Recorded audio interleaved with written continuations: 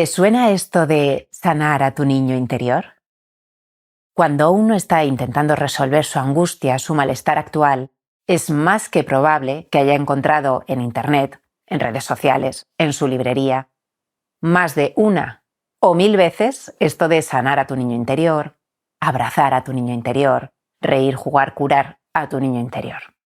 Bien, vamos a ver por qué esta perspectiva puede ser peligrosa y cómo usarla de una manera adulta. Creo que es muy importante hablar de esto porque me lo encuentro a diario en la consulta. Personas que se pasan de vueltas intentando sanar al niño interior y que no acaban de conseguirlo. Vamos a ver 3 riesgos de sanar al niño interior. El primero, infantilizarse. El segundo, quedarse en el bucle de la reivindicación. Y el tercero, confundir inocencia con ingenuidad. Primer riesgo, infantilizarte en exceso. ¿Qué pasa? Que cuando uno empieza a llevar su atención a qué pasó en la infancia, el dolor que siente tu niño interior, las heridas de abandono, de rechazo y demás, está el riesgo de olvidarte de que es una metáfora o una analogía y poder identificarte en exceso con ese niño que no tenía recursos entonces y que sí tiene recursos de adulto ahora. Y cuando te identificas en exceso, lo que sucede es que te puedes fragilizar, sentirte más vulnerable y más débil de lo que eres realmente, porque está como tomando más control esa parte infantil, dolida, realmente vulnerable, porque sí que lo era, pero que ahora no eres. Sí que tenemos una vulnerabilidad como adultos todavía, pero tenemos muchos recursos y estamos preparados para afrontar cosas que quizás de niño no pudimos afrontar, no sabíamos cómo afrontar, no teníamos los mecanismos, ni el conocimiento, ni la madurez, y ahora sí. Entonces, cuando uno empieza a hurgar en exceso en el niño interior, lo que sucede es que está llevando mucha atención ahí, y puede incluso obsesionarse, y estar filtrando todo, sus relaciones, sus reacciones en el trabajo, sus decisiones desde ese niño interior que sigue con la herida abierta. ¿Qué sucede? Que nos sentimos, primero, más frágiles, os decía, como con más sensación de debilidad, cuando no es así, se nos olvida nuestra fortaleza adulta. Además, estamos como más sensibles, como más atentos a las posibles amenazas, al rechazo, al abandono. Es precisamente lo que queremos estar trabajando. Pero si nos perdemos un poco ahí y no lo hacemos con pensamiento adulto y con nuestros mecanismos de afrontamiento actuales, podemos estar generando experiencias de abandono y de rechazo, percepciones de abandono y de rechazo, donde no las hay, porque estamos cayendo demasiado en ese filtro del niño herido. Otra cosa es que también estamos como más reactivos. Como estamos llevando ahí mucha atención, lo proyectamos hacia afuera y estamos más pendientes y como más a la defensiva. Nos parece que tenemos que defendernos todavía como ese niño que no pudo defenderse y lo traemos ahora. Es decir, traer todo ese dolor de la infancia demasiado al presente, en lugar de ver que simplemente lo estamos recordando y que ahora estamos a salvo, con pensamiento adulto y con mecanismos adultos. Otro riesgo dentro de la infantilización es caer en la trampa de hasta que no sane a mi niño interior, no voy a poder funcionar bien. Hasta que no resuelva todos los traumas de mi infancia, no voy a poder tener una relación estable y madura. Eso es una trampa peligrosa, porque empezamos a tomar decisiones y a contarnos las historias como autolimitándonos, no por la realidad que vivimos, sino porque no está cumpliendo la regla. Y no, es que todavía no he sanado esto. Hay mucha gente que me dice, todavía no puedo tener una relación estable, madura, adulta, una relación sana, porque no he resuelto mis traumas de la infancia, mis heridas del pasado. Y se equivocan porque es precisamente en una relación donde podemos seguir sanando todo eso. No es hasta que sane no empiezo una relación, sino durante una relación puedo seguir poniendo conciencia a todas estas historias del pasado. ¿Sabes qué queremos prevenir con todo esto? Lo que llamamos en psicología y en medicina la iatrogenia. Es cuando una intervención, un tratamiento, hace más daño, genera más problemas y dificultades que no intervenir, que no tratarlo. Porque hay veces que llegan personas que están trabajando a su niño interior y están peor que antes. ¿Qué está pasando aquí? O sea, después de leerse 15 libros, de hacer 7 tipos de terapia, están mucho peor que al principio. Sí que es verdad que cuando uno empieza a explorar sus heridas de la infancia, puede tener un bajón temporal porque empieza a ver cosas que no estaba viendo y eso duele.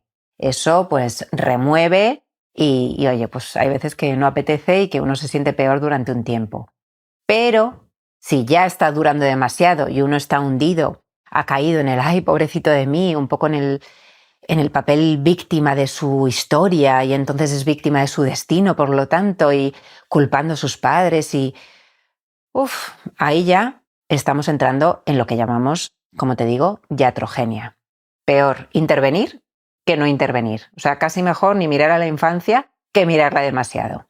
Por eso hay que buscar a un experto y tú mismo tener en cuenta esto que te estoy contando hoy para hacerlo de una forma equilibrada, este proceso.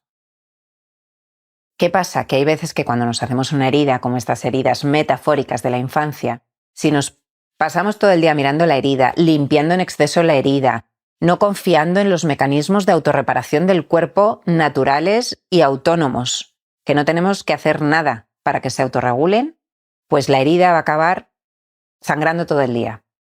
En lugar de cicatrizar, vamos a estar abriendo esa herida, ¿no? De tanto limpiarla y de tanto mirarla. Por lo tanto, ¿reconocer las heridas del pasado? Sí. Usar todos los mecanismos que como adulto has desarrollado y que te han permitido funcionar y sobrevivir a un montón de situaciones, usarlo en el presente. No olvidarte de que eres un adulto con muchos recursos y también con una capacidad de autorregulación y autorreparación que funciona sola y que no hay que estar 100% del día mirándola y activándola y controlándola. Importantísimo. Que el adulto que eres acompañe a este supuesto niño herido. Segundo riesgo que queremos prevenir: caer en el bucle de la reivindicación. Estar todo el día reivindicando lo que pudo ser y no fue. Quedarnos enganchados como en un bucle, siempre pensando que debería haber sido distinto, que por qué lo hicieron así de mal mis padres, que qué pena todo lo que viví. Y claro que hay que validar eso que sentimos, legitimar cualquier experiencia emocional que fuera dolorosa o no dolorosa para nosotros. Es nuestro derecho contar nuestra historia a los otros y a nosotros, teniendo en cuenta que es nuestra historia, que es nuestra verdad. Y está muy bien, pero no es la verdad absoluta. Queremos tener en cuenta que cada uno tendrá su versión de las cosas. Y está bien. Entonces, legitimar tu vivencia de tu pasado, de tu niño interior, es súper importante y es, como te decía, tu derecho. Pero no podemos confundirlo con exigir, con reclamar que ahora se repare. No por nada, sino porque es probable que nos suceda. Yo puedo desear, por ejemplo, que mis padres me escuchen, ¿no? Y ya de adultos yo les diga, oye, pues esto me dolió, esto me gustaría que hubiera sido distinto. Claro que yo puedo hacer eso. Lo que me puede hacer daño es exigir que ellos me escuchen, que ellos me comprendan, que ellos me den la razón, porque eso puede pasar y puede haber una comunicación muy bonita y muy honesta y muy reparadora, o puede no pasar.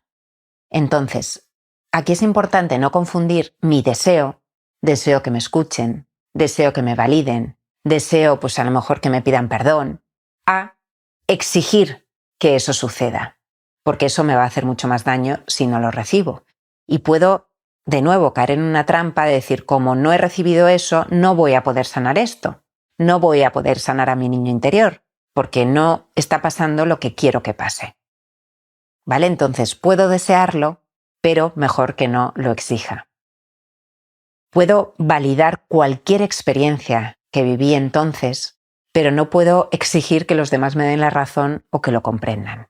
Es algo más interno. Y desde ahí puedo decidir perdonar, no perdonar, eso es todo un proceso, pero teniendo claro que todo esto ya es mío.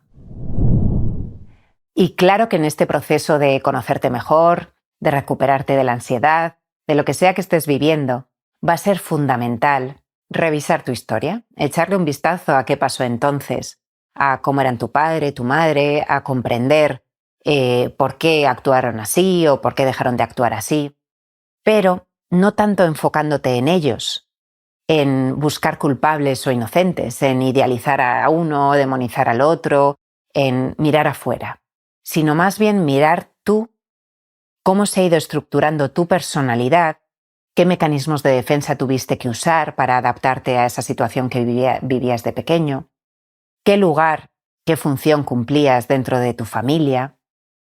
Es decir, qué te pasaba a ti, no tanto lo mal o lo bien que lo hicieron ellos. Porque ahí el riesgo, como te decía, es quedarte en bucle reivindicando lo que pudo ser y no fue, lo que tenían que haber hecho mejor, lo culpables que son de hacerme ahora infeliz. Y eso no te ayuda a hacerte cargo de tu bienestar ahora.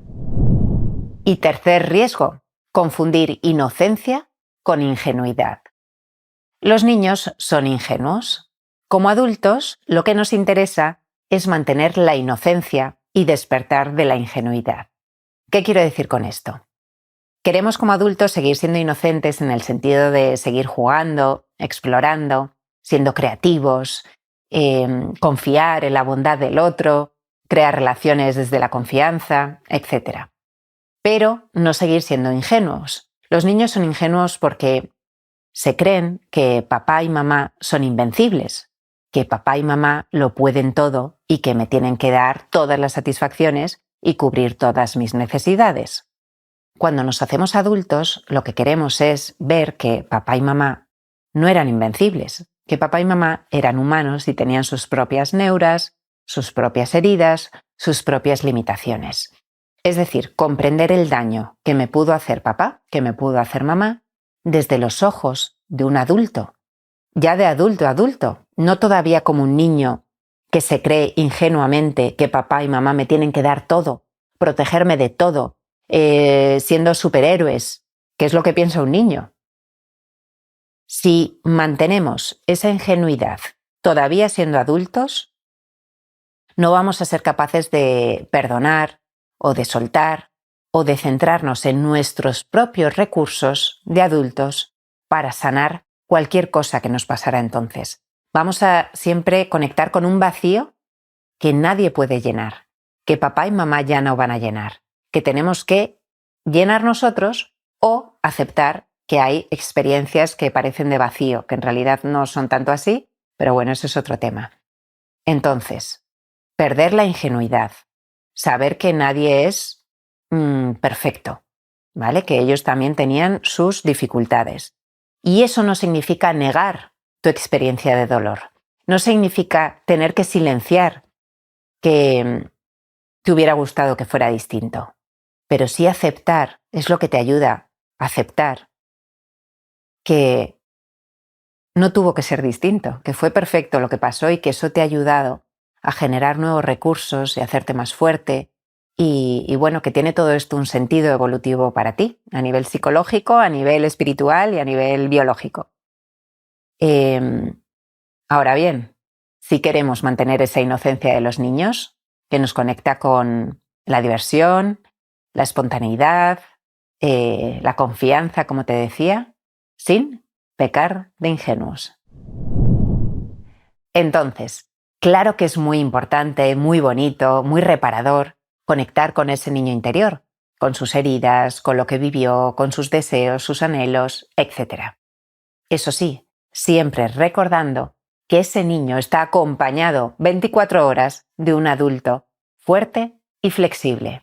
Si no, si nos olvidamos de que ya somos adultos, de que estamos en la etapa adulta y es lo que toca vivir, caemos en el riesgo de infantilizarnos, fragilizarnos, caer en el bucle de la reivindicación, siempre exigiendo, y pecando de ingenuos. Así que tú decides, ¿quieres ser un niño 2.0 o un adulto de la especie humana? Si quieres saber más, te animo a que te suscribas a nuestra newsletter en hermanoslacasa.com. Gracias.